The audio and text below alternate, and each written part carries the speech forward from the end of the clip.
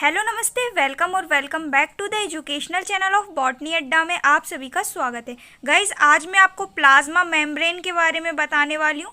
सारी ही चीज़ें हम प्लाज्मा मेम्ब्रेन से रिलेटेड देखेंगे। सबसे पहले मैं आपको इसकी डेफिनेशन बताऊंगी, देन इसके बाद मैं आपको इसका केमिकल कॉम्पोजिशन बताऊंगी और लास्ट में मैं आपको इसके फंक्शन बताऊंगी। सो वीडियो के एंड तक बने रहिएगा। ये जो आपका टॉपिक है गाइज, 50 to 60% चांस होते हैं आपके एग्जाम में आने में, ठीक है, और लॉन्ग टाइप क्वेश्चन के रूप में ये आपके एग्जाम में पूछा जाता है। और इसके अंतर्गत जो भी मॉडल वगैरह होंगे 4 से 5 वो मैं आपको नेक्स्ट वीडियो में बताऊंगी। फिलहाल मैं आपको प्लाज्मा मेम्ब्रेन के बारे में सारी डिटेल बताने वाली हूँ, ठीक है। तो चलिए स्टार्ट करते हैं। प्लाज्मा मेम्ब्रेन क्या होती है, सबसे पहले मैं आपको बताती हूँ।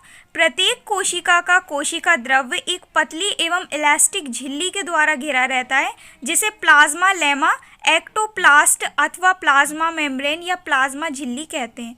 तो क्या होता है, आपने कोशिकाएं यानी सेल्स तो देखी ही होंगी। सेल्स के अंदर पाया जाता है आपका कोशिका द्रव्य, कोशिका के अंदर पाया जाता है आपका कोशिका द्रव्य, ठीक है। और जो कोशिका होती है गाइज, उस कोशिका के ऊपर एक झिल्ली टाइप चढ़ी होती है, इसी को बोलते हैं प्लाज्मा झिल्ली या प्लाज्मा मेम्ब्रेन, ठीक है। तो इससे पहले मैंने आपको प्रोकैरियोटिक यूकैरियोटिक कोशिका के बारे में बताया हुआ है। उसमें मैंने आपको अच्छे से एक्सप्लेन किया था कि कौन सी प्लाज्मा झिल्ली होती है, कौन सी सेल वॉल होती है।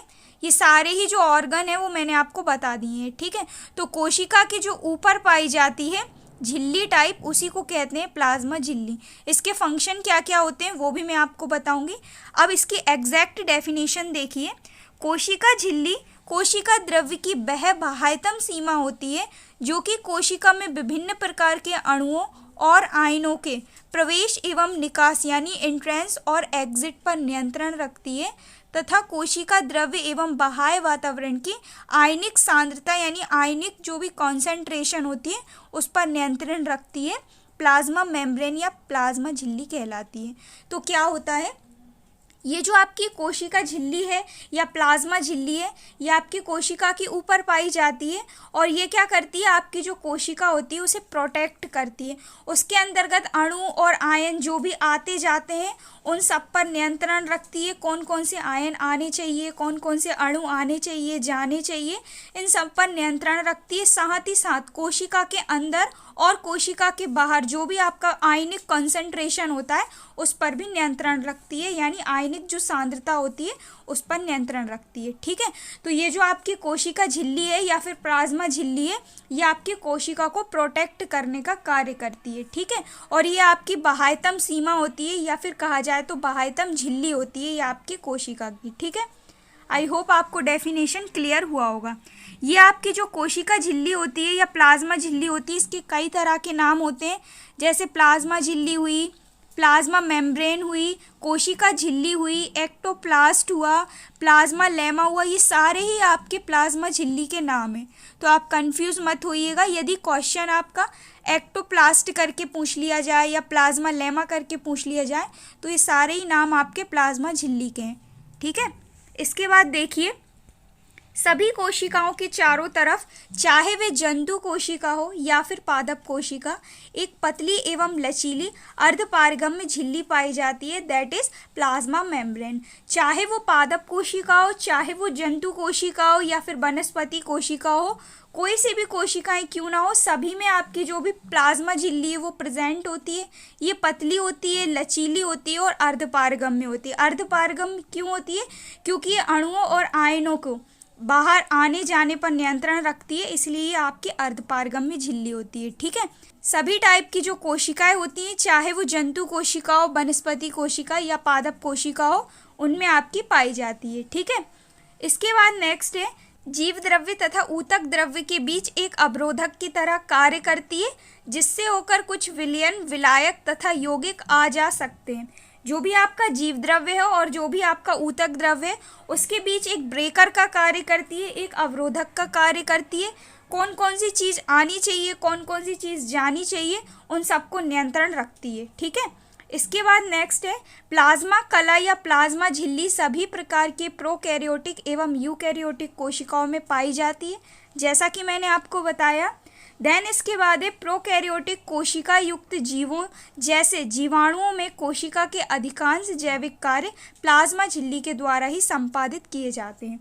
तो प्रोकैरियोटिक बोले तो पुरानी आपकी जो कोशिकाएं होती हैं, जैसे कि इसके अंतर्गत आने वाले जीवाणु, इनमें कोशिका के जो अधिकांश कार्य होते हैं वो आपके प्लाज्मा झिल्ली या प्लाज्मा मेम्ब्रेन के द्वारा ही संपादित होते हैं। ठीक है, तो आपको क्या करना है गाइज, जितने भी मैं आपको टॉपिक बताती हूँ, जितने भी मैं आपको क्वेश्चन बताती हूँ, उन सभी के आंसर आपको पैराग्राफ टाइप ना लिखकर इस टाइप से पॉइंट वाइज लिखना है। इससे आपके जो भी मार्क्स है ना वो काफ़ी अच्छे मिलते हैं और आपके जो क्वेश्चन का आंसर है उस पर इफेक्ट बहुत अच्छा पड़ता है। ठीक है, तो कोशिश करिएगा आप जो भी आप आंसर लिखते हैं क्वेश्चन के वो पैराग्राफ टाइप ना लिखकर इस टाइप से पॉइंट वाइज लिखें, बहुत ही अच्छे मार्क्स आपके मिलते हैं आपके एग्जाम में। ठीक है, देन इसके अंतर्गत कुछ और भी पॉइंट दिए गए हैं।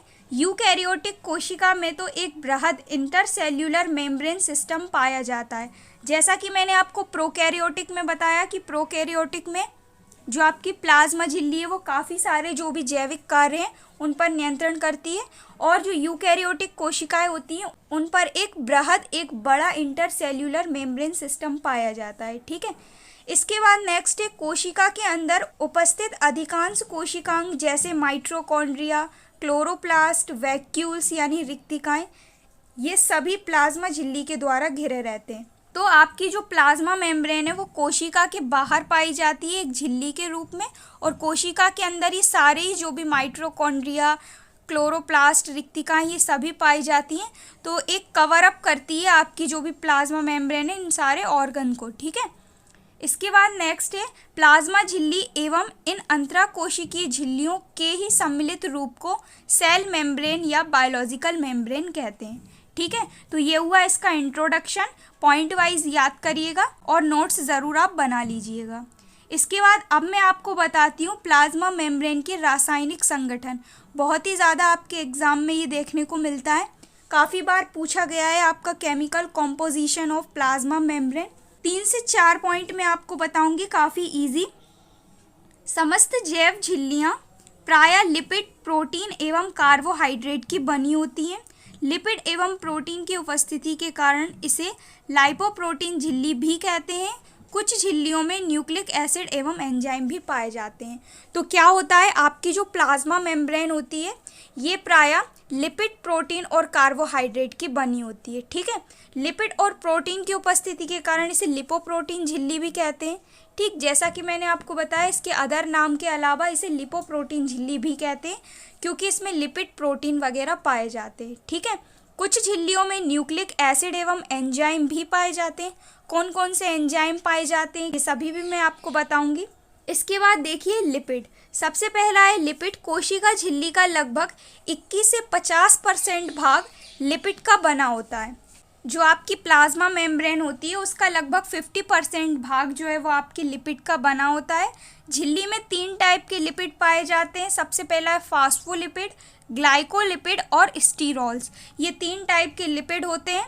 ये आपका मल्टीपल चॉइस क्वेश्चन में पूछा जाता है, तो ध्यान रखिएगा। ये 3 टाइप के आपके लिपिड होते हैं जो कि आपकी प्लाज्मा मेम्ब्रेन में पाए जाते हैं, और प्लाज्मा मेम्ब्रेन का लगभग 50% भाग जो है वो आपके लिपिड का बना होता है। ठीक है, इसके बाद है सेल मेम्ब्रेन में उपस्थित लिपिड ध्रुवीय प्रकृति यानी पोलर नेचर के होते हैं, जिसमें एक हाइड्रोफिलिक हेड और 2 हाइड्रोफोबिक टेल होती है जो कि आपस में ग्लिसरॉल ब्रिज के द्वारा जुड़े रहते हैं। ये भी याद रखिएगा, आपकी जो हाइड्रोफिलिक हेड है वो एक होता है और जो हाइड्रोफोबिक टेल है वो 2 होती हैं, और ये आपकी प्लाज्मा मेम्ब्रेन में पाई जाती हैं। साथ ही साथ जो आपकी प्लाज्मा मेम्ब्रेन है उसकी जो लिपिड का नेचर है वो पोलर नेचर होता है यानी ध्रुवीय नेचर होता है। ठीक है, और ये जो आपके हाइड्रोफिलिक हेड और हाइड्रोफोबिक टेल जो है वो आपस में ग्लिसरॉल ब्रिज के द्वारा जुड़े रहते हैं। ठीक, इसके बाद देखिए नेक्स्ट है लिपिड का हाइड्रोफिलिक सिर कोलिन, फास्फेट एवं ग्लिसरॉल का बना होता है, जबकि आपकी जो हाइड्रोफोबिक पूंछ है वो वसीय अम्लों यानी फैटी एसिड्स की बनी होती है। ये भी आपके मल्टीपल चॉइस क्वेश्चन में पूछा गया है काफ़ी बार।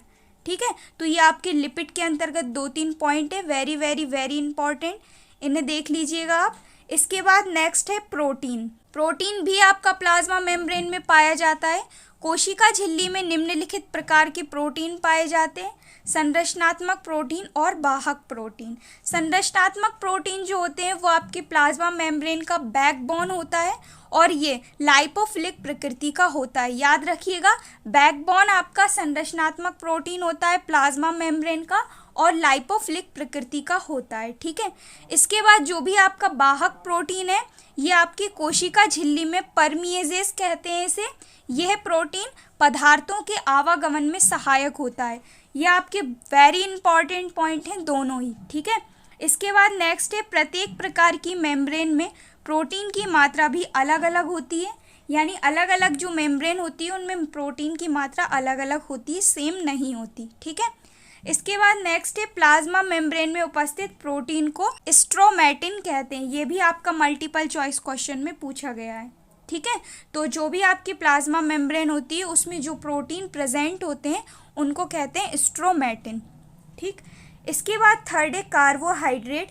जंतुओं के यकृत यानी लीवर व आरबीसीएस की प्लाज्मा मेम्ब्रेन में हेक्सोज एमीन एवं फ्रक्टोज कार्बोहाइड्रेट पाए जाते हैं।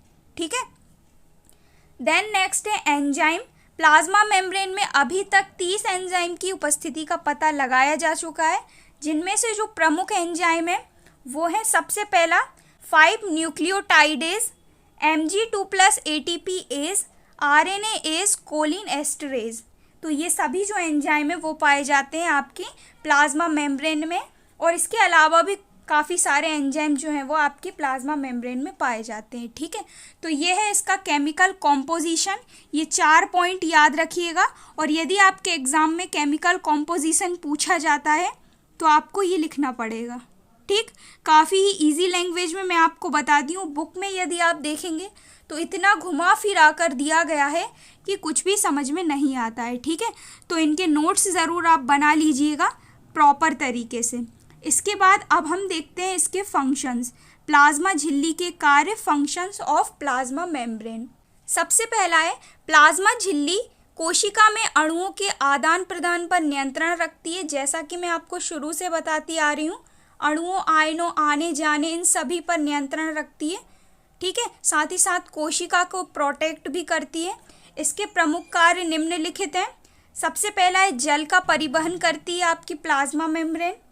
देन इसके बाद है अणुओं का परिवहन करती है।